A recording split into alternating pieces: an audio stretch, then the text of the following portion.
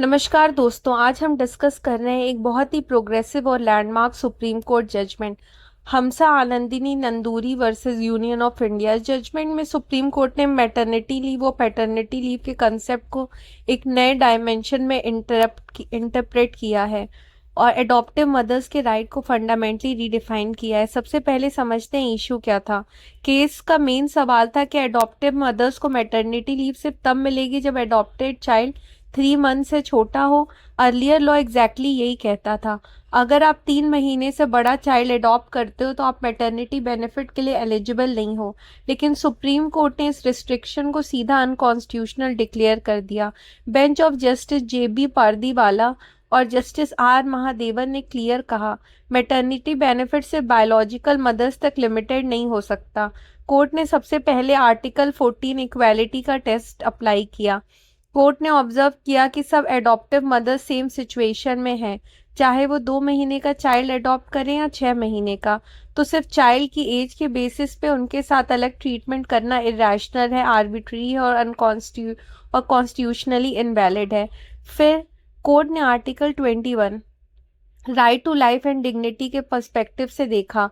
Court ने कहा adoption भी एक रिप्रोडक्टिव चॉइस है और डिग्निटी का इंटीग्रल हिस्सा है। अगर स्टेट आपको मैटरनिटी लीव डिनाई करता है तो आपकी डिग्निटी और ऑटोनॉमी दोनों वॉयलेट करता है।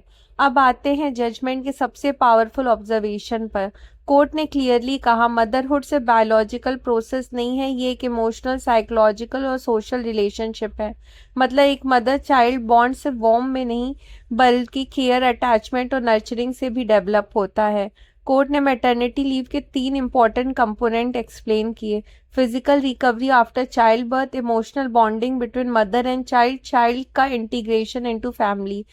अब इम्पॉर्टेंट बात यह है, अडॉप्टिव मदर्स के केस में फिजिकल रिकवरी वाला पार्ट नहीं होता, लेकिन बॉन्डिंग और इंटीग्रेशन इक्वली इम्पॉर्टेंट होता है। और इसीलिए कोर्ट ने कहा मैटरनिटी लीव डिनाई करना कम्प्लीटली अनजस्टिफाइड है। कोर्ट ने एक और प्रैक्टिकल इशू हाईलाइट किया, एडॉप्शन प्रोसेस खुद ही 2-3 महीने लेता है।